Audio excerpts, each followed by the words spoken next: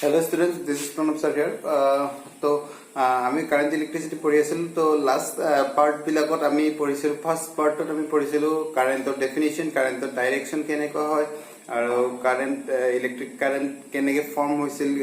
কাৰেন্টৰ ডেফিনিশন পাইছিলো ইউনিটস কেটা পাইছিলো সো এখিনি আছিল আমাৰ কাৰেন্টৰ বেসিক পয়েন্টস আৰু তাতে মই ইলেক্ট্ৰিক ফিল্ড ইন্টেন্সিটি আৰু পটেনশিয়ালৰ মাজত এটা কানেকশন কৰিছিলো যদি দুটা পয়েন্টৰ মাজত পটেনশিয়াল ডিফাৰেন্স যদি v হয় আৰু যদি ইলেক্ট্ৰিক ফিল্ড ইন্টেন্সিটি যদি e হয় তেতিয়াহলে e আৰু v মাজত ৰিলেশনটো কি আছিল e লগত আমি ডিসটেন্সটো যদি মাল্টিপ্লাই কৰি দিও তেতিয়াহলে আমি v পাইছিলো সো এইখিনি কথা আমি ফাৰ্স্ট পাৰ্টত কৈছিলো e * r = v এটো আমি এক্সপ্ৰেছনত পুট কৰি কিনে মাল্টিপ্লাই কৰি দিছিলো তেতিয়াহলে আমি এটো এক্সপ্ৰেছন পাই গৈছিলো এটো আমি ফাৰ্স্ট পাৰ্ট আছিল তো তাৰ পিছৰ পাৰ্টত আমাৰ drift velocity random velocity so এইকেটা কথা আমি অলপ ষ্টাডি কৰিছিলো তাৰ পিছত ড্ৰিফট ভেলোসিটি এক্সপ্ৰেছন উলিয়াইছিলো then drift velocity and current or মাজত ৰিলেশন উলাইছিল সো এইখিনি আমাৰ বেসিক পয়েন্টস আছিল সো ভিডিও কেটা এটাৰ পিছত এটাকে চাই আহিবা তেতিয়া মানে বেসিক মানে ক্লিয়াৰ হৈ আহি থাকিব যদি একেলগে মানে চাই আহা তেতিয়া হলে ক্লিয়াৰ হৈ থাকে কিন্তু মানে যদি কি হয় আগৰখিনি নজনা পিছৰখিনি আমনাটো বহুত টান হৈ যায় সো সেইকাৰণে ড্ৰিফট ভেলোসিটি এক্সপ্ৰেছনটো চাবা so relation between current and drift velocity হেতুটো বহুত ইম্পৰ্টেন্ট হয় সব কেটা টপিকতে লাগি থাকে সো এইবিলাক এক্সপ্ৰেছন মই ইউজ কৰি থাকিম তো এইবিলাক চাই থৈ দিবা দেন drift velocity কাছে এটো আমাৰ পাৰ্ট 3 আছিল 2 আছিল তো তাৰ পিছত আমাৰ পাৰ্ট 3 আমি আহিছিলো মোবিলিটি আৰু কাৰেন্ট ডেন্সিটিৰ ওপৰত অলপমান ডিসকাশন কৰিছিল ইলেক্ট্ৰিক মোবিলিটি কি হয় দেন কাৰেন্ট ডেন্সিটি কি বস্তু ভেক্টৰ কোয়ান্টিটি কাৰেন্টৰ কৰেসপন্ডিং ভেক্টৰ কোয়ান্টিটিৰ আমি কাৰেন্ট ডেন্সিটি বুলি কৈছিল এইবিলাক আমি আগৰ ভিডিও বিলাকত আছে দেন তাৰ লাস্ট ক্লাছত আমি আৰু পাৰ্ট 4 যোনটো আছিল তাতে আমি ওহমছ ল পঢ়িছিলো আৰু ওহমছ লটো কি আছিল v is proportional to I at constant temperature সেই constant temperature wordটো আমি ইউজ কৰিব লাগিব at constant temperature the potential difference applied across a conductor is directly proportional to the current flowing through it মানে কোনো এটা পৰিবাহী দুইমূৰত প্ৰয়োগ কৰা বিভৱভেদ হিয়াৰ মাজেৰে চালিত প্ৰবাহৰ সমানুপাতিক হেতু আমি পাইছিলো কিন্তু স্থিৰ উষ্ণতাত আছে তো কনস্ট্যান্ট টেম্পাৰেচাৰ আছে সেই ওয়াৰ্ডটো ইয়াত মেনশন কৰিব লাগিব সেই ওয়ার্ডটো যদি মেনশন নহয় তেতিয়াহলে এইটো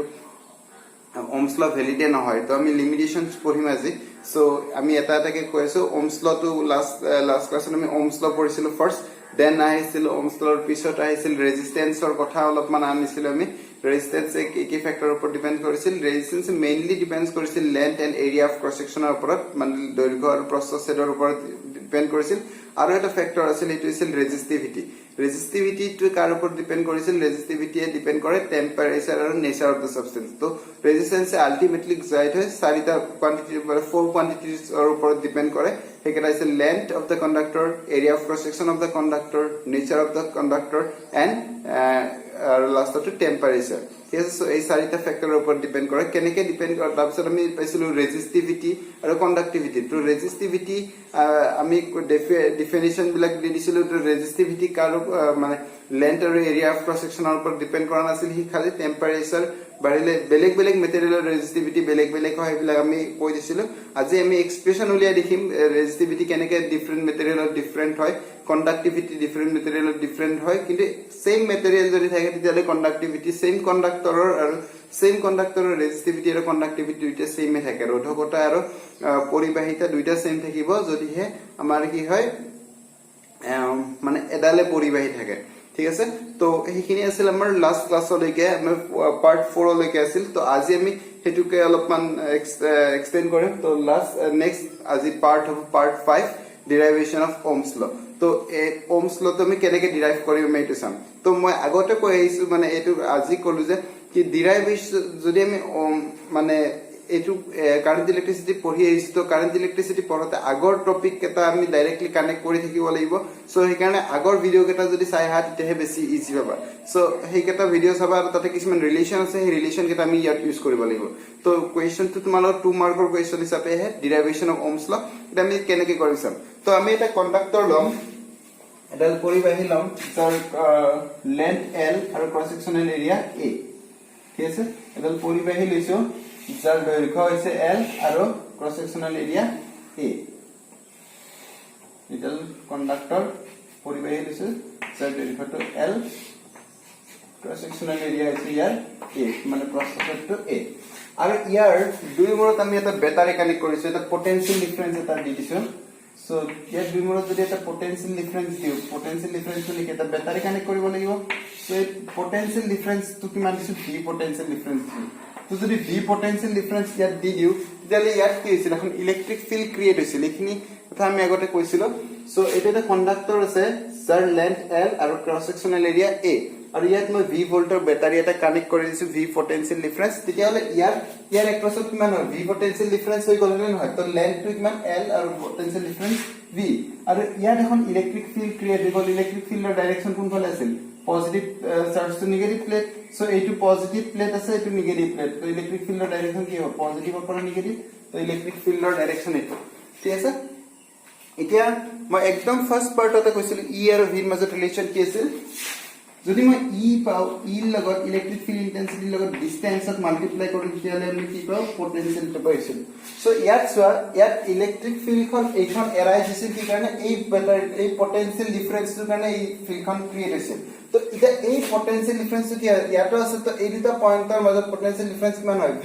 ইয়াত যদি V এপ্লাই কৰো এই দুটা পইণ্টৰ মাজত পটেনশিয়াল ডিফাৰেন্স কিমান হয় V এটা এই দুটা পইণ্টৰ মাজত লেন্থটো কিমান হয় L সো এখানে এইবাৰ R ৰ দামটো ইয়াত কোনে কৰি থাকিব L এ কৰি থাকিব ঠিক আছে সো ইয়াৰ দুটাৰ মাজত ৰিলেচন এইটো আমি ইউজ কৰিব লাগিব সো সেইকাৰণে মই আগতে কৈ দিছো ঠিক আছে সো মই ইয়াত কেনেকৈ আমি ডিফাইন কৰিম তো আমি ডিৰাইভ কেনেকৈ কৰিম let us consider a conductor of length L and area of cross section A across which we apply a potential difference V মানে কি এটা আমি কি কৰিছো A প্ৰস্থচ্ছেদ আৰু L দৈৰ্ঘ্যৰ পৰিবাহীৰ দুই মূৰত এটা V বিভেদ প্ৰয়োগ কৰিছো যাৰ কাৰণে এখন বৈদ্যুতিক ক্ষেত্ৰ সৃষ্টি হৈছে এখন ইলেক্ট্ৰিক ফিল্ড এৰাই হৈছে যাৰ ম্যাগনিটিউড কিমান হয় E ঠিক আছে এতিয়া আমি ইহঁতৰ মাজত কানেকচনটো কি পাইছিলো এটো কানেকচনটো হৈছে আমাৰ E equal to কিমান হয় EL equal to কিমান হয় V সো আমি ইয়াৰ পৰা E equal to কিমান লিখব পাৰো E equal to V by L যত V তে কি বুজাইছে পটেনশিয়াল ডিফারেন্স এটো মই ইকুয়েশন নাম্বার 1 দিছো তো এটো ডেরিভেশন অফ ওহমস ল ওহমৰ সূত্ৰটো প্ৰতিষ্ঠা কৰিব হয় 2 মাৰ্ক আহে সো কেনেকৈ কৰি এটো মই কৈ আছো সো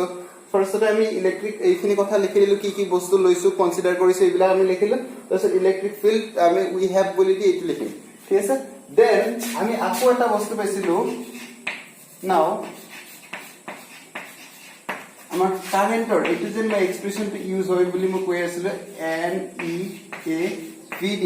মানে নহয় সো এটো আমাৰ এক্সপ্ৰেশন আছিল দিস স্মল লেটাৰ দে তো কারেন্ট গতে NEAVD সো N পে কি হৈছিল N pay number of electrons per unit volume একক আয়তনত থকা ইলেক্ট্ৰনৰ সংখ্যা হয় নহয়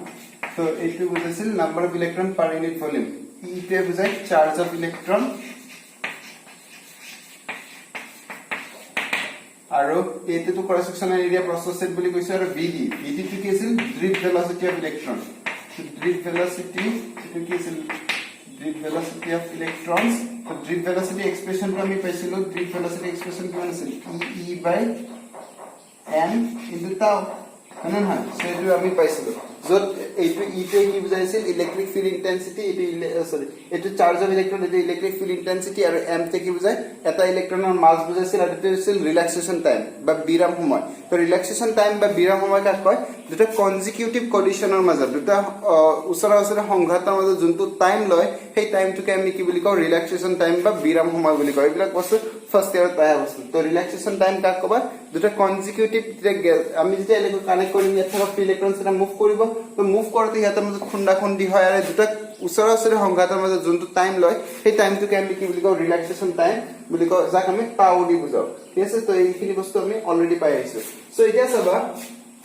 আমি এইটো বস্তু পাইছো এইটো বস্তু পালো আৰু ইয়াত এইকেটা কি বস্তু এইকেটা আমি সাইডত লিখি ললো এতিয়া মই এই VD টোত মই এইটো এক্সপ্ৰেশন পুট কৰিম তো VD মানে কি ইলেক্ট্ৰিক ফিল্ড ইন্টেন্সিটি আৰু ইলেক্ট্ৰিক VD মানে ড্ৰিফট ভেলোসিটি ল এইকেটাৰ লগত কানেকশন আছে সো এইকাৰণে মই এইকেটাৰ লগত ইয়াত যদি পুট কৰি দিও VD মানে কি হয় E ইউজ সাইডত লিখিছো দে m into tau হয় না হয় সো এনেকুৱা হৈ গ'ল এতিয়া মই যদি এইকেটা এক লগ কৰি দিও এক লগ কৰিলে এটো কিমান পাম n to E আৰু E তো E স্কয়াৰ হৈ যাব a tau আগত লিখিলো n টো ইয়াত দিলো এটা ইকুয়েশন নাম্বার 1 এর পৰা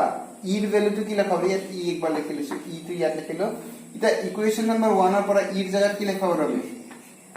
এখানে n square a tau by m e e মানে কি হয় v by l ঠিক আছে এটা মানে এই v বাহিৰে বাকি গোটেই গোটা কোয়ান্টিটি এইফালে লৈ আহিম তো এইকেটা m আৰু l টো তলত আছে এইফালে আহিলে কি ওপৰত আহিব এটা কাম কৰিম মই v টো এইফালে লিখিছো তো v ইকুয়াল টু কিমান হ'ব এটা তলত আছে যেটা তলত থাকিলে এইফালে আহিলে কি হ'ব ওপৰত যাব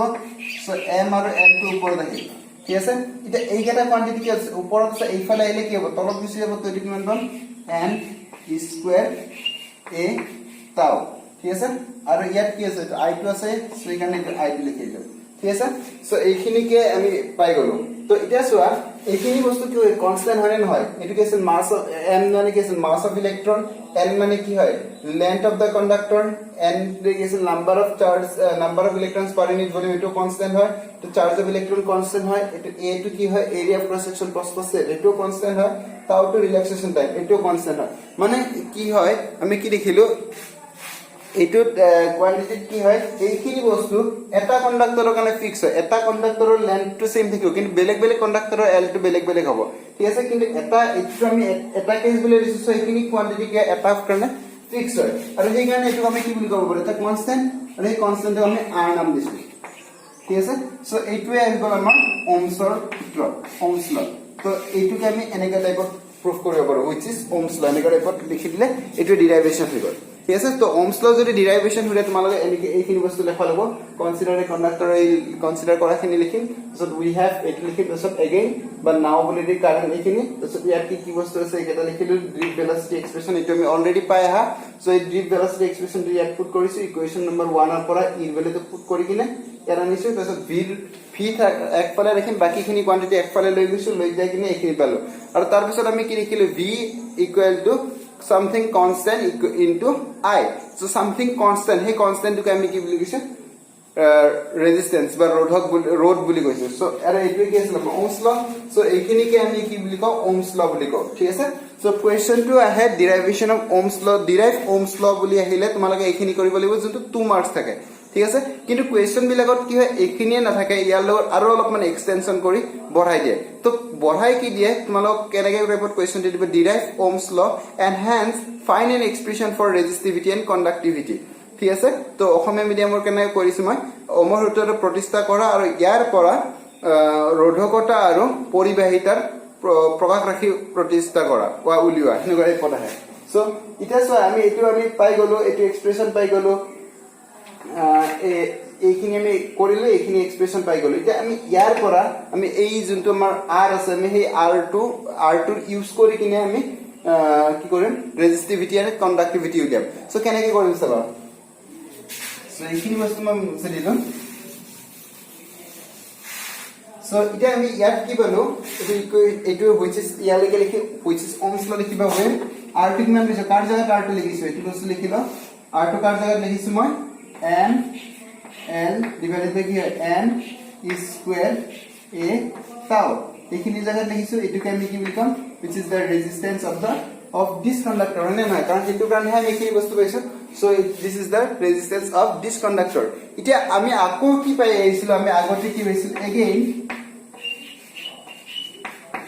এটা কন্ডাক্টৰৰ যদি লেন্থ l হয় তাৰ ৰেজিস্টিভিটি rho হয় আৰু যদি area of cross section a হয় তেতিয়ালে ৰেজিস্ট্যান্স অফ দা কন্ডাক্টৰ কিমান পাইছিল r ইকুৱেল টু এইটো আমাৰ স্ট্যান্ডাৰ্ড ফৰ্মুলা আছে যে লাষ্ট ক্লাসে ডিৰাইভ কৰিছিল এটা আছে r equal to rho l by a so এতিয়া আমি এই দুটা এইটো কি হয় এইটো কন্ডাক্টৰৰ ৰেজিস্ট্যান্স এইটো কি হয় l length a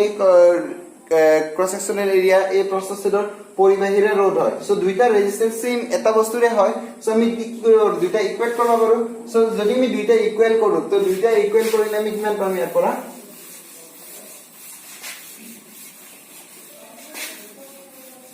সো দুইটা ইকুৱেল যদি কৰো from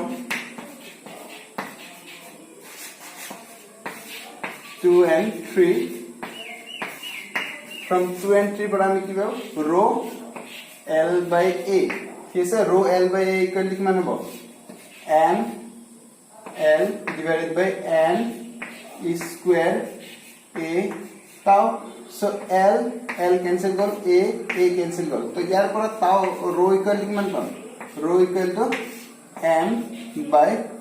n square tau. So এইটো হৈছে resistivity of the conductor. This is the resistivity. So এইটো আমি resistivity বুলি কওঁ। হয় নহয়? তো রেজিস্টিভিটি এক্সপ্রেশন যদি ওলাব দিয়ে এখিনি এক্সটেন্ড কৰি দিলো এখিনি 1 মাৰ্ক থাকিব আগৰ ডেৰিভেশন ওহমছ ল টো 1 থাকিব তাৰ পিছত আমি এক্সটেন্ড কৰিছো তো আমি ওহমছ ল টো হুইচ ইজ ওহমছ ল বুলি লিখি কিনে তলত এটো লিখি দিম where r is ইমান রেজিস্ট্যান্স এগেইন এটা l লেন্থ আৰু a ক্ৰস সেকশনাল এৰিয়াৰ রেজিস্ট্যান্স কিমান হয় ইমানখিনি রোড হ'ব সো হেবিটা কি হয় এটা সেম বস্তু আছে কানেকশন আমি এইখিনি পালো এতিয়া চোৱা এই যোনটো ৰেজিস্টিভিটি আমি মই লাস্ট ক্লাছত কৈছিলো ৰেজিস্টিভিটি লেন্থ অফ দা কন্ডাক্টৰ আৰু এৰিয়া অফ ক্ৰস সেকশনৰ ওপৰত ডিপেন্ড নকৰে কি হয় টেম্পাৰেচাৰৰ ওপৰত ডিপেন্ড কৰে আৰু নেচাৰ অফ দা সাবস্টেন্সৰ ওপৰত কৰে এটা কেনেকৈ কৰে এইটো মই কৈ আছো তো লেন্থ অফ দা কন্ডাক্টৰৰ ওপৰত ইয়াত কিবা লেন্থৰ এক্সপ্ৰেশন আছে নেকি l বা a কিবা আছে নেকি তো যদি l বা a থাকিলে তেতিয়ালে ই ডিপেন্ড কৰিলে হয় কিন্তু ইয়াত l বা a বুলি কোনো বস্তুৱে নাই সো ই l ৰ লগত কোনো সম্পৰ্ক নাই a ৰ লগত কোনো কানেকশন নাই তো ৰেজিস্টিভিটি কাৰ ওপৰত ডিপেন্ড নকৰে length and area of cross সেকশনৰ ওপৰত ডিপেন্ড নকৰে কি আছে তোমাৰ লাস্ট ক্লাছত কৈছিলি কাৰ ওপৰত ডিপেন্ড কৰে only temperature and nature of the substance এটা টেম্পাৰেচাৰৰ ওপৰত কেনেকৈ কৰে চাবা এটা এইটো কি আছে m মানে কি এটা ইলেক্ট্ৰনৰ মাস যোনটো এটা কনস্ট্যান্ট কোয়ান্টিটি এটো কি হয় e স্কয়ার e মানে কি আছে চার্জ অফ ইলেক্ট্রন তো চার্জ অফ ইলেক্ট্রন কি কনস্ট্যান্ট কোয়ান্টিটি তো এটা ফিক্সড কোয়ান্টিটি এই দুটা চেঞ্জ হ'ব ঠিক আছে এটা নেচার অফ দা সাবস্টেন্স মানে কি হয় চাবা কিছুমান সাবস্টেন্স কিছুমান কন্ডাক্টৰৰ কিছুমান পৰিবাহীৰ বেসিকে ফ্ৰি ইলেক্ট্ৰন থাকে তো যদি বেসিকে থাকে তেতিয়ালে কি তাৰ একক আয়তনৰ ইউনিট এৰিয়াত কি ইউনিট ভলিউমত বেসিকে ইউনিট ভলিউমত কি হয় বেসিকে যদি থাকে তেতিয়ালে n ৰ সংখ্যাটো বেছি হ'ব আৰু যদি n ৰ সংখ্যা বেছি হয় তেতিয়ালে ৰেজিস্টিভিটি কি হৈ যাব তাৰ কমি যাব মানে যিবিলাক সাবস্টেন্সৰ নাম্বাৰ মানে ফ্ৰি ইলেক্ট্ৰনসৰ সংখ্যাটো বেছি হয় কিহতৰ কি হয় এই হতৰ ৰেজিস্টিভিটি কম হয় সো সেইকাৰণে এটো কি হয় ই নেচাৰ অফ দা সাবস্টেন্সৰ ওপৰত ডিপেন্ড কৰাটো কাৰ লগত কানেকশন কৰিব পাৰি n ৰ লগত কৰিব পাৰি ঠিক আছে এটা কন্ডাক্টৰৰ ৰেজিস্টিভিটি নাম্বাৰ অফ ফ্ৰি ইলেক্ট্ৰনসৰ ওপৰত ডিপেন্ড কৰে মানে কি নেচাৰ অফ দা সাবস্টেন্স কাৰণ কিছুমান সাবস্টেন্স কিছুমান কন্ডাক্টৰৰ ৰেজিস্টিভিটি কি নাম্বাৰ অফ ফ্ৰি ইলেক্ট্ৰনস বেছিকে থাকে কিছুমানৰ কম থাকে সো ৰেজিস্টিভিটি এই ইয়াৰ ওপৰত হেনেকে ডিপেন্ড কৰে নেচাৰ অফ দা সাবস্টেন্সৰ ওপৰত কৰে নেক্সট এটো আছে ৰিল্যাক্সেশন টাইম কি আছিল দুটা কনজিকিউটিভ দুটা ওচৰা-ওচৰি সংঘাতৰ মাজত যোনটো টাইম লয় তাকে আমি কি বুলি কওঁ ৰিল্যাক্সেশন টাইম বুলি কওঁ তো এটা চাবা এটা তোমালোকে ৰুমত আছা তো ৰুমটোত প্ৰথমতে স্লো দৌৰি আছা তো স্লো দৌৰি থাকিলে কি হয় তোমালোকৰ মাজত কলিশনটো কমকে হ'ব এটা যদি মই তোমালোকক ফাস্ট দৌৰিব দিওঁ তো ফাস্ট দৌৰিলে কি হয় স্পিডত দৌৰিলে এটা কি হয় পটকে খুন্দা খাব না নাই প্ৰথমতেও খুন্দা খাই আছিলে যেতিয়া তোমালোকক মই ৰেন্ডম ভেলোসিটি বুলি কৈছো ধৰিলে এটা গ্যাস চেম্বাৰ আছে এটা ৰুম এটা আছে তাতে মই 25টা মান ষ্টুডেন্টক যাই খুমাই গৈছে দৌৰি থাকতে যেনেকা পাৰে হেনেকা দৌৰে তো দৌৰি থাকিলে কি ইফালে খুন্দা মাৰিব তো খুন্দা মাৰিলে কি হয় যেতিয়া স্লো যাই থাকে তো স্লো গৈ থাকিলে কি খুন্দা মাৰতে দুটা কনজিগেট ইয়াক খুন্দা মাৰিলে ইয়াক খুন্দা মাৰিলে দুটা ওচৰা-ওচৰি সংঘাতৰ মাজত কলিশনৰ মাজত টাইমটো কি বেছি দেখিব কিন্তু যদি হিয়তৰ ভেলোসিটি বাঢ়ি যায় ভেলোসিটি বাঢ়ি গলে কি হয় কলিশনৰ কি হ'ব কলিশনটো বাঢ়ি যাব হয়নে নহয় কলিশনটো যদি কলিশনৰ সংখ্যাটো বাঢ়িব কলিশনৰ সংখ্যা বাঢ়িলে কি হয় দুটা কলিশনৰ মাজত যোনটো টাইম লাগে এই টাইমটো কমি যাব না নাই প্ৰথমে ইয়াত আছে ইয়াৰ পৰা ইয়াত খুন্দা মাৰতে কি হয় যদি স্লো যাই থাকে এনেকৈ কৰি স্লো যাই আছে তো ইয়াত খুন্দা মাৰতে কি টাইমটো বেছি লৈছে কিন্তু যদি ই স্পিডত ইয়াত খুন্দা মাৰে তেতিয়ালে টাইমটো কি হ'ব কমি যাব না নাই সো যেতিয়া আমি টেম্পারেচার আমি জানো যে কি হয় যেতিয়া আমি ফ্যান চলাই থাকো বা কিবা কারেন্ট যাই থাকে এডাল কন্ডাক্টৰৰ মাজেৰে এটা পৰিবাহীৰ মাজেৰে কাৰেন্ট যাই থাকে তো পৰিবাহীডাল গৰম হৈ যায় তো গৰম হৈ যোৱা মানে কি টেম্পাৰেচাৰ বাঢ়ি যায় আৰু টেম্পাৰেচাৰ বাঢ়ি যায় মানে কি হয় তাতে হিয়তৰ দুটা কলিশনৰ মাজত কি হয় টাইমটো কমি যায় থাকে তো যিমানে কাৰেন্ট যাই থাকিব সিমানে বেছি গৰম হ'ব আৰু টেম্পাৰেচাৰ বাঢ়িলে এটা ৰুম আছে তাতে যদি টেম্পারেচার বঢ়াও তেতিয়ালে ভেলোসিটি এনেও বাঢ়িব হয় না নহয় যিকোনো বস্তু এটা গ্যাস মলিকুল আছে কিয় যদি মই টেম্পারেচার বঢ়াই থাকো তো টেম্পারেচার বাঢ়িলে কি হয় ইয়াৰ গ্যাস মলিকুলটো ফাস্ট মুভ কৰিব লব আৰু যদি ফাস্ট মুভ কৰি ইয়াৰ কলিশন কি হয় কলিশনটো ফ্ৰিকুৱেন্টলি হ'ব ফ্ৰিকুৱেন্টলি মানে কি পটকে হ'ব তো জলদি কে যদি কলিশন হয় কলিশন হলে ইয়াৰ কলিশন কেটাৰ মাজত টাইমটো কি হয় কমি যায় তো টাইমটো যদি কমি যায় তেতিয়ালে এইটো যদি কমি যায় তেতিয়ালে ৰেজিস্টিভিটি কি হ'ব বাঢ়ি যাব সো আমি কি ক'ব পাৰো যেতিয়া টেম্পাৰেচাৰ বাঢ়ি থাকে তেতিয়ালে তাৰ ৰেজিস্টিভিটি বাঢ়ি যায় থাকে তো টেম্পাৰেচাৰ বাঢ়িলে কি হয় যদি আমি এটা কন্ডাক্টৰ আছে তাৰ যদি মই টেম্পাৰেচাৰ বঢ়াই দিওঁ তেতিয়ালে হিহঁতে গেছ মলিকুলকেইটা ফাৰ্ষ্ট মুভ কৰিবলৈ আৰু ফাৰ্ষ্ট মুভ কৰিলে সিহঁতৰ মাজত কলিশন পটপটকে হয় আৰু কলিশন পটপটকে হ'লে ৰিলাক্সেশ্যন টাইম যেটো এইটো টাউ আছে সেই টাউটো কি হয় কমি যাব ধৰে টাউ যদি কমাই তেতিয়ালে এইটো কি ইনভাৰ্সলি প্ৰপৰ্শনেল আছে তো ৰেজিস্টিভিটি কি হ'ব বাঢ়ি যাব সো আমি ইয়াৰ পৰা কি ক'ব পাৰো ৰেজিস্টিভিটি কাৰ ওপৰত ডিপেন্ড কৰে নেচাৰ অফ দা সাবস্টেন্স আৰু কন্ডাক্টৰ তো নেচাৰ অফ দা সাবস্টেন্সৰ ওপৰত ডিপেন্ড কৰা মানে কি এনৰ ওপৰত ডিপেন্ড কৰে কিছুমান সাবস্টেন্সৰ নাম্বাৰ অফ ফ্ৰী ইলেক্ট্ৰনছ বেছিকে থাকে মুক্ত ইলেক্ট্ৰনৰ সংখ্যা বেছিকে থাকে ইহঁতৰ ৰেজিস্টিভিটিটো কমি যাব কাৰণ এইটো যদি বেছি এইটো কমিব দেন আমি কি কৰো যেতিয়া টেম্পাৰেচাৰ বঢ়াই দিও তেতিয়ালে কি হয়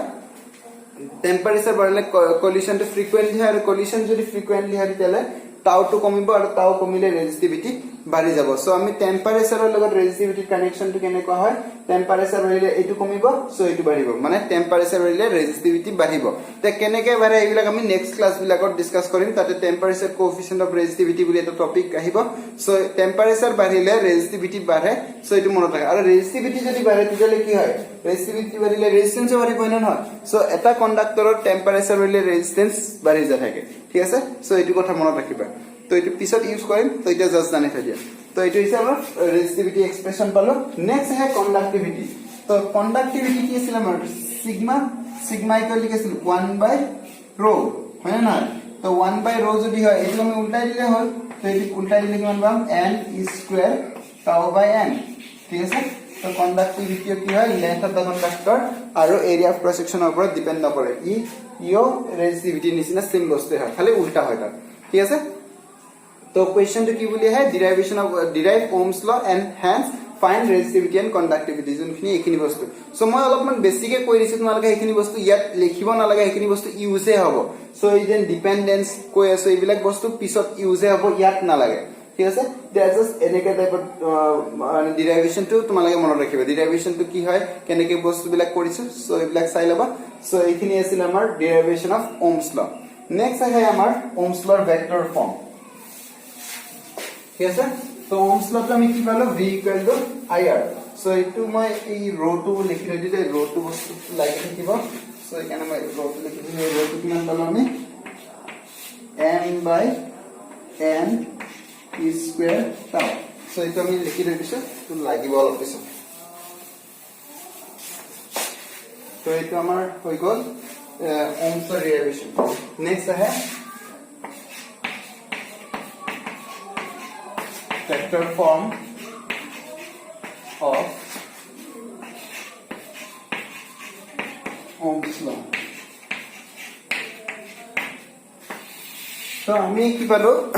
আমি সেম বস্তু এলাম consider a conductor of length L and area of cross section A across which A apply a potential difference V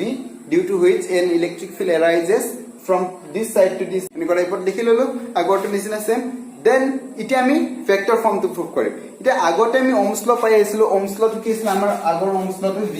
is equal to IR ঠিক আছে যত এইটো এটা স্কেলাৰ কোৱান্টিটি এইটো এটা স্কেলাৰ কোৱান্টিটি এইটো এটা স্কেলাৰ কোৱান্টিটি সব কেটা স্কেলাৰ আছে তো এইটো আমি scalar form of Ohm's law বুলি কম ঠিক আছে যোনটো তোমালোকে বেসিক্যালি স্কুল লেভেলতে পাইছিলা কিন্তু এতিয়া তোমালোকে কি হল মই ক্লাস 12 টো কৈছিলে ক্লাস 12 টো কি হয় ক্লাস 10 ৰ এক্সটেনশন সো আমি এইখানে ভেক্টৰ ফৰ্মটো পঢ়িব লাগিব এটা ভেক্টৰ ফৰ্ম মানে কি এই কেটাৰ কৰেসপন্ডিং ভেক্টৰ কোৱান্টিটি কেটা নি ঠিক আছে সো এটা সব ইয়াত কেনেকৈ কৰিম সো ফাৰ্স্ট পইণ্ট টু মই আগৰটো নিচিনা স্টাৰ্ট কৰিম তো আগৰটো আমি কি পাইছিলো E equal to ER equal to V পাইছিলো না সো এটো ফার্স্ট পয়েন্ট আছে তো ইয়াৰ পৰা আমি এটো পয়েন্ট ইকুয়েশন নাম্বার 1 লিখিলো ঠিক আছে তো এটা সেম বস্তু লৈছো তো ইয়াত আমি r ৰ ফৰ্মুলাটো জানো r equal to কি হয় r equal to rho L/A ঠিক আছে সো এটো হৈছে আমাৰ ইকুয়েশন নাম্বার 2 দিলো তো আমি এইখিনি বস্তু লিখি লব লাগিব দে আগতে আমি জি বস্তু লৈছো কনসিডাৰ আমি ধৰি লৈছো যে এইবিলাক বস্তু ললো ইলেক্ট্ৰিক ফিল্ড ইন্টেন্সিটি আৰু লেন্থ মাল্টিপ্লাই কৰিলে এটো পাই r অফ এক্সপ্ৰেশন এটো পাই এখিনি আমি লাস্ট ক্লাস বিলাকতে কৰি আহিছো এতিয়া আমি সম আমি ভেক্টৰ ফৰ্মটো এটো আমাৰ স্কেলাৰ ফৰ্ম আছিল আমি ইয়াৰ ভেক্টৰ ফৰ্মটো ডিৰাইভ কৰিব আহে সো এটো তো 2 মাৰ্কস মানে আহে সো আমি তে ভেক্টৰ ফৰ্মটো কেনেকৈ আনিম চাবা সো কি লিখিম ফ্ৰম ফাৰ্স্টত আমি স্কেলাৰ ফৰ্মটো লিখিম ফ্ৰম Ohm's law पर আমি কি লিখা হলো V equal to IR এটা আমি ভেক্টর ফর্মটো প্রুফ কৰিম তো ভেক্টৰ ফৰ্মটো এটা ইকুয়েশন নাম্বাৰ 1 পৰা v টো কি লেখা হ'ব v equal to e into l মানে না এটা ইলেক্ট্রিক ফিল্ড ইন্টেন্সিটি এটা কিন্তু ভেক্টর কোয়ান্টিটি আছে তো ই মই ইয়াত ম্যাগনিটিউড হিচাপে লিখিছো তো e l ঠিক আছে i টো মই i এ লিখিলো r টো কি লেখা হ'ব ইকুয়েশন নাম্বার 2 পৰা rho l by a নেকে লেখা হ'ব এটা এই l এইটো l ক্যান্সেল কৰিব পাৰি তে ক্যান্সেল কৰাৰ পিছত এটো কি পালো আমি e এইফালে e ৰাখি গল এইফালে চোৱা i by a কি আছিল i by a টো আছিল আমাৰ কাৰেন্ট ডেনসিটি মানে নহয় প্ৰবাহ ঘনত্ব আছিল সো একক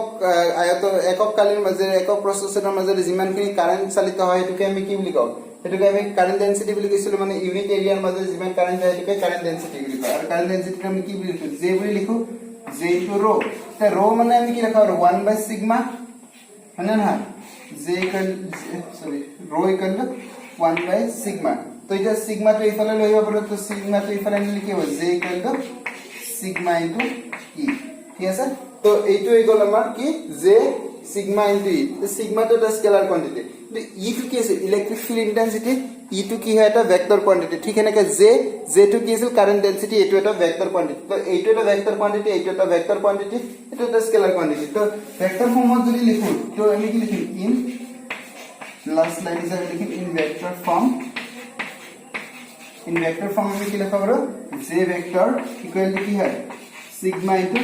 e vector কি কারণে কারণ j ও একটা ভেক্টর হয় e ও একটা ভেক্টর হয় এটা স্কেলার হয় sigma এটা স্কেলার তো স্কেলার এটা দি ভেক্টর এটা মাল্টিপ্লাই কৰিলে কি হয় ভেক্টৰ এটাই পাও জাস্ট তাৰ ম্যাগনিটিউডকে কিমান টাইমস বাঢ়ি যায় আমি কি পাইছিলো আগৰ ফাৰ্স্ট ইয়াৰত ভেক্টৰ পঢ়ি থাকোতে এইখিনি যদি a ভেক্টৰটো ইমানখিনি হয় তেতিয়া 2a ভেক্টৰটো কিমান হয় ইয়াৰ লেন্থ 2 টাইমস বাঢ়ি গৈছিল কাৰণ 2 টোৰ কোনো ডাইৰেকশন আছিল কিন্তু তাৰ ম্যাগনিটিউড আছিল তো ইয়াত এইখিনি মই জাস্ট লিখিছিল এইবিলাক কি ইয়াত মই ম্যাগনিটিউড হিচাপে লিখিছিল তে ভেক্টৰ ফৰ্মত লিখিলে এনেকুৱা হয় কাৰণ তেছা ইয়াত এইটো কেছতে চাম ইয়াত যদি আমি এনেকুৱা দিও কাৰেন্টৰ ডাইৰেকশন কি কাৰেন্টৰ ডাইৰেকশন ইফালে হয় তে কাৰেন্টৰ ডাইৰেকশন যদি পজিটিভ টু নেগেটিভ হয় কাৰেন্টৰ ডাইৰেকশন আৰু z ডাইৰেকশন কি আছিল সেম আছিল তো এই কাৰণে z ডাইৰেকশন আৰু e ডাইৰেকশন কি হ'ব সেম হ'ব তো এই কাৰণে ইয়াত আমি প্লাস চিহ্ন ৰাখিব আৰু যদি দুইটা অপোজিট হলে হয় তেতিয়ালে আগত কি দিলে মাইনাস চিহ্ন দিলে হয় ইয়াত এইটো কেছত কি হয় দুইটা সেম আছে সো এই কাৰণে আমি প্লাস চিহ্ন দিছো ঠিক আছে তো এইটোকে আমি কি বুলি কওঁ ভেক্টৰ ফৰ্ম অফ ওহমছ ল সো যদি তোমালোক কয় establish the vector form of Ohm's law তো ভেক্টর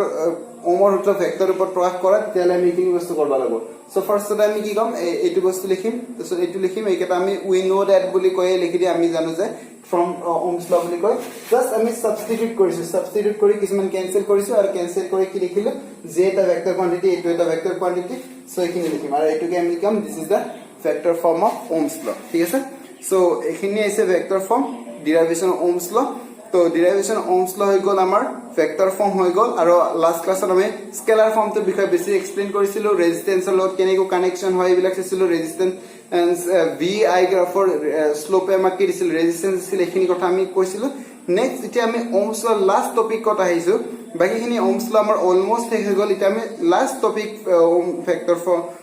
ভেক্টৰ ফৰ্ম হৈ গল derivation হৈ গল Ohm's law কমপ্লিট শেষ হ'ল লাষ্ট এটা পইণ্ট আছে সেইটো হৈছে আমাৰ কি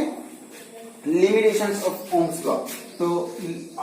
Ohm's law কিছুমান limitations আছে আমি এই limitations কেটা চাম limitations মানে কি হয় কিছুমান জায়গাতে মানে limitation মানে কি এই কেটা জায়গাত তোমালোকে Ohm's law টো এপ্লাই কৰিব নোৱাৰা ঠিক আছে এটা আমি এই কেটা কি জায়গা হয় চাম এটো ইউজ হ'ব তুমি ৰাখিছো নেক্সট লাষ্ট টপিক আছে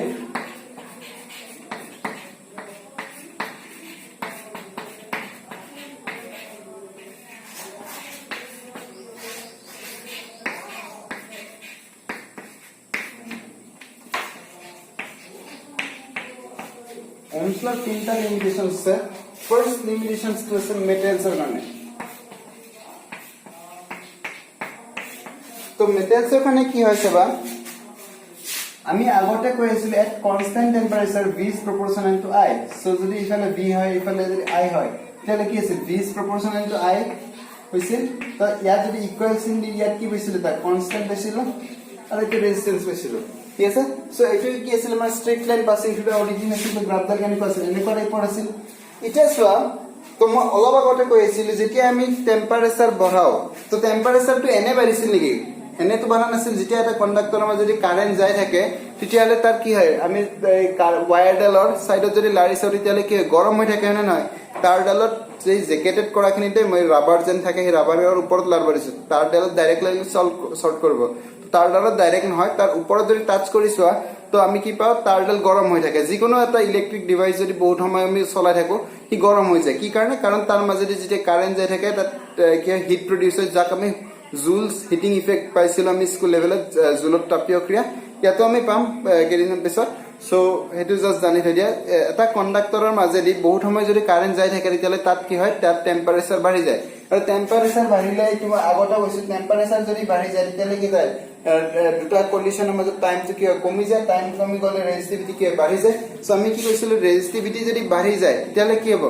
ৰেজিস্টিভিটি যদি বাঢ়ি যায় তেতিয়ালে কি ৰেজিস্ট্যান্সও বাঢ়িব তো ৰেজিস্ট্যান্স যদি বাঢ়ি যায় তেতিয়ালে এই ভিআই গ্ৰাফৰ স্লোপে আমাক কি দিছিল ৰেজিস্ট্যান্স তো ইয়াৰ স্লোপডাল কি হ'ব বাঢ়ি যাব না নাই তো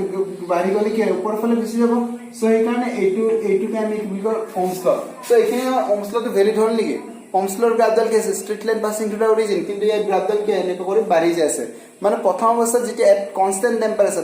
টেম্পারেচার কনস্ট্যান্ট থাকে তেতিয়ালে v is proportional to I ঠিক থাকে কিন্তু যেতিয়া টেম্পারেচার বাঢ়ি হৈ থাকে তেতিয়া যদি আমি ভোল্টেজ বঢ়াইও থাকো তেতিয়ালে কারেন্টটো নাবাঢ়ে কারেন্ট কিয় নাবাঢ়ে কাৰণ ৰেজিস্ট্যান্সটো তাৰ বাঢ়ি থাকিব ঠিক আছে সো আমি আমাৰ কি আছিল v is proportional to I so এইটো বাঢ়ি আছে কিন্তু এইটো কি হ'ব তাৰ কমিব লাগিব তেতিয়া এইটো কনস্ট্যান্ট থাকিব না নহয় সো এইটো যদি বঢ়াই থাকো তেতিয়ালে ৰেজিস্ট্যান্স কি হয় তাৰ বাঢ়ি গৈ থাকে মানে কি যেতিয়া টেম্পাৰেচাৰ বাঢ়ি গৈ থাকে তেতিয়ালে ৰেজিস্ট্যান্স বাঢ়ি গৈ থাকে ৰেজিস্ট্যান্স যদি বাঢ়ি যায় তাহলে কি হয় এইটো কমবা লাগব না নহয় সো এখানে কারেন্টটো মানে কমবা না লাগে কিন্তু কি হয় ইয়াৰ ভ্যালুটো বাঢ়ি নগয় না যায় সো এই কাৰণে কি হয় আগতে যদি এইটো v is equal to IR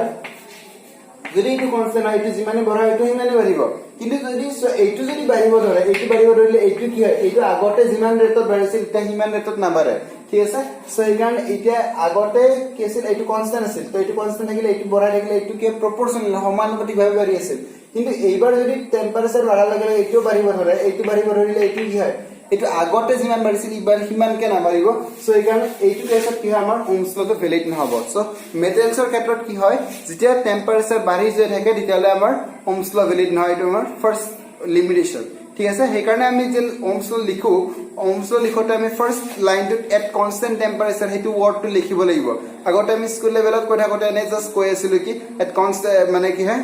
the current flowing through a conductor is directly proportional to the potential difference applied across it ঠিক আছে এইখিনি কৰে কৈছিল কিন্তু ইয়াত লিখতে তোমাক স্পেসিফাইড হ'ব লাগিব এট কনস্ট্যান্ট টেম্পারেচার ওয়ার্ডটো দিব লাগিব কাৰণ টেম্পাৰেচাৰ কনস্ট্যান্ট থাকিলে ৰেজিস্ট্যান্স কনস্ট্যান্ট থাকিব আৰু ৰেজিস্ট্যান্স কনস্ট্যান্ট থাকিলে গ্ৰাফডাল কি হয় straight line passing to the origin হ'ব কিন্তু ইয়াত কি হৈছে যদি ৰেজিস্ট্যান্সটো চেঞ্জ হৈ থাকে তেতিয়ালে straight line passing to the origin হোৱা নাই এইখিনি লৈকে ঠিক আছে ওহমছ ল ভ্যালিড হৈ আছে কিন্তু ইয়াৰ পিছত কি গ্ৰাফডাল ওপৰ ফালে গুচি গৈছে মানে ৰেজিস্ট্যান্স বাঢ়ি গ'ল তো এখানে ইয়াত ওহমছ লটো ভ্যালিড নহয় তো মেটেলৰ ক্ষেত্ৰত এইটো এনেকুৱা টাইপৰ হয় ঠিক এনেকুৱা নেক্সট আছে আমাৰ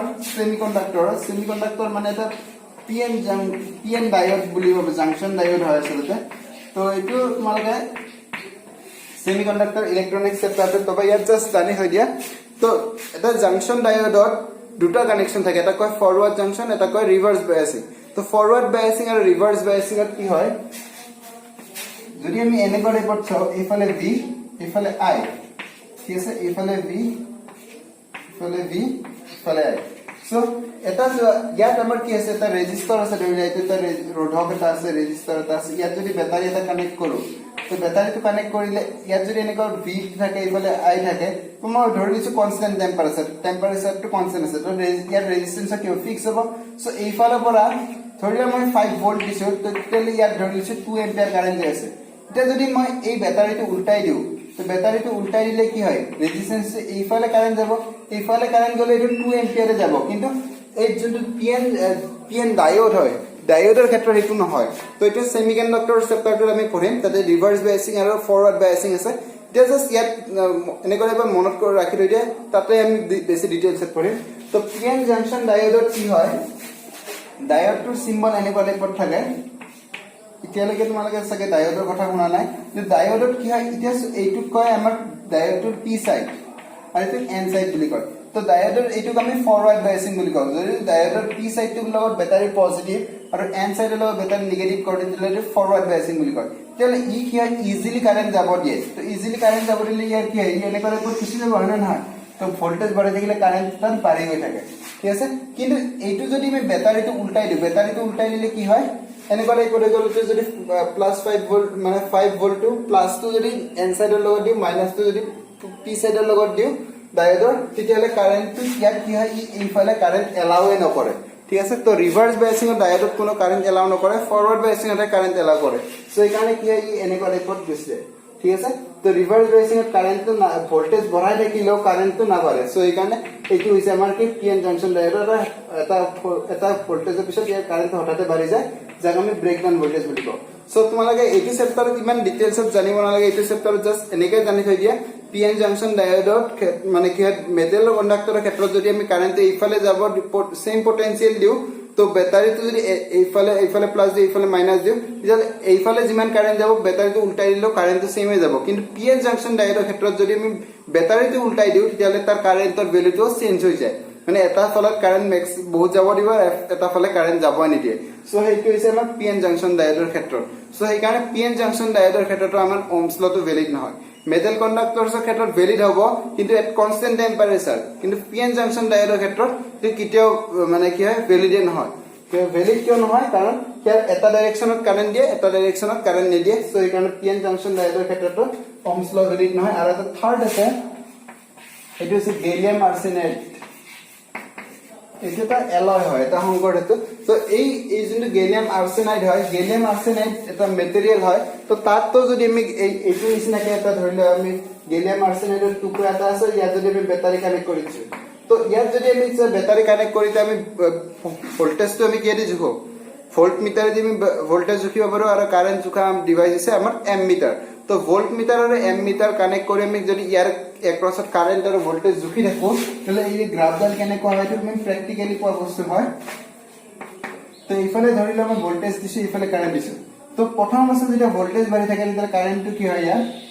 এনেকুৱা টাইপত বাঢ়ি যায় আৰু এটা ম্যাক্সিমাম ভ্যালু পায় তাৰ পিছত কি হয় যেতিয়া ভোল্টেজটো আৰু বঢ়াম তেতিয়ালে ইয়াৰ এক্ৰছত যদি আমি ভোল্টেজটো বঢ়াই আছো ভোল্টেজটো বঢ়াই থাকিলে কি ইয়াৰ মাজেদি যে কাৰেন্ট প্ৰথম অৱস্থাত বহুত বেছি বাঢ়ি যায় থাকে তাৰ পিছত কি হয় ইয়াৰ ভ্যালুটো আৰু কমিব ধৰে সো এইটোকে আমি কি হয় এইটো আমি ক'ত পাও গেলিয়াম আৰ্ছেনাইডৰ ক্ষেত্ৰত পাও এইটো আমি প্ৰ্যাকটিক্যালি পোৱা বস্তু ঠিক আছে তো পিএন জাংশন ডায়োডৰ ক্ষেত্ৰত কিয় নহয় কাৰণ ই সাইন অফ পটেনশিয়েলৰ ওপৰত ডিপেন্ড কৰে যদি আমি বেটাৰিটো উল্টাই দিও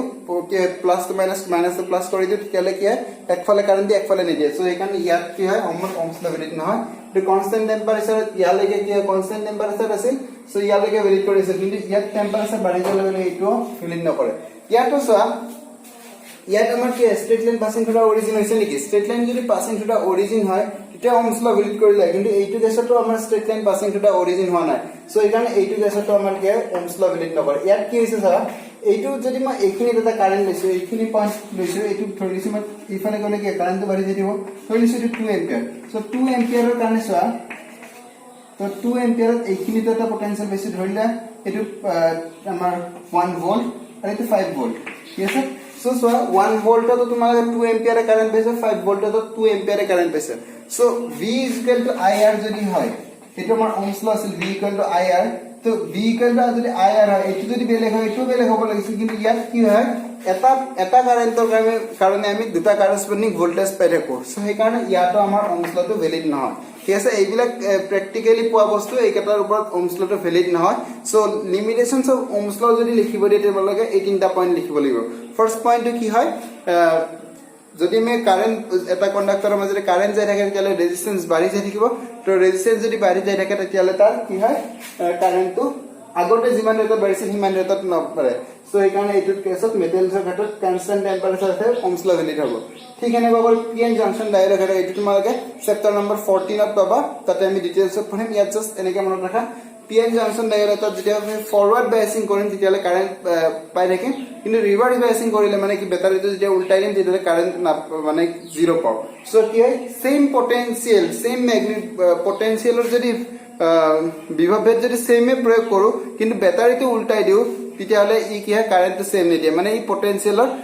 ডাইৰেকচনৰ ওপৰত ডিপেন্ড কৰে ঠিক আছে সো এছপিএন জাংশন ডাইৰেক্টৰ ওহমছ লটো ভ্যালিড নহয় ঠিক এনেকৈ গেলিয়াম আৰ্ছেনাইড বুলি এটা মেটেৰিয়েল আছে যাত আমি যদি ওহমছ লটো এনেকুৱা যদি ভিআই গ্ৰাফ আঁকিব খুজো তেতিয়াহলে আমি এনেকুৱা টাইপত পাম আৰু ইয়াতে কি দেখিলে আমি এটা কাৰেন্টৰ কাৰণে দুটা পটেনশিয়াল পালো যোনটো আমাৰ ওহমছ ল মতে পাব নোৱাৰি সো সেই কাৰণে এইটোটো আমাৰ ওহমছ ল ভ্যালিড নহয় তো লিমিটেশনস তিনটাই আছে সো নোটস খিনি মই দি দিছো দিদিম তাতে চাই ললে হল ঠিক আছে সো আজিৰ ক্লাছত এইখিনি পঢ়িলো আমি ফাৰ্স্ট কি পঢ়িলো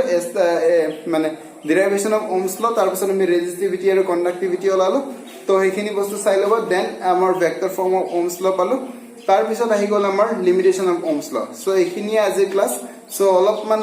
বেছি ম্যাথমেটিক্যাল আজি কথাখিনি সো অলপমান ভালকে চাবা স্লোলি চাবা আগৰ বস্তুখিনিও কানেক্ট কৰিব লাগিব তেতিয়াহে মানে বুজিব সো কাৰেন্ট ইলেক্ট্ৰিসিটি চেপ্টাৰটো পাৰ্ট 5 ফৰ ভিডিও পাৰ্ট 4 লৈকে চাই ঠিলেহে এইখিনি পাৰিবা নহলে নোৱাৰিবা ঠিক আছে তো আজিৰ ভিডিওখিনি এইখিনি কিবা যদি ডাউট থাকে কমেন্ট কৰি দিবা